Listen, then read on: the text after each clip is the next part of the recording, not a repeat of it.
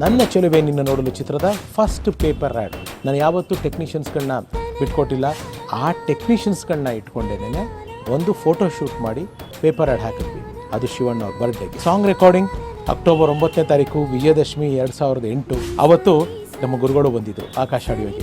ಯಾವ ಹಾಡನ್ನ ರೆಕಾರ್ಡ್ ಮಾಡಿದ್ವಿ, ಆ ಟ್ರ್ಯಾಕ್ಗಳೆಲ್ಲ ಹೇಗಿತ್ತು ಅಂದರೆ ಪಾಲಿಶ್ಡ್ ವರ್ಷನ್ ಟ್ಯೂನ್ ಅಲ್ಲ, ಟ್ರ್ಯಾಕ್ಗಳು ಹೇಗಿತ್ತು ಅನ್ನೋದನ್ನು ಕೂಡ ನಿಮಗೆ ಇಲ್ಲಿ ಕೇಳಿಸ್ಕೊಂಡು ಹೋಗ್ತೀನಿ.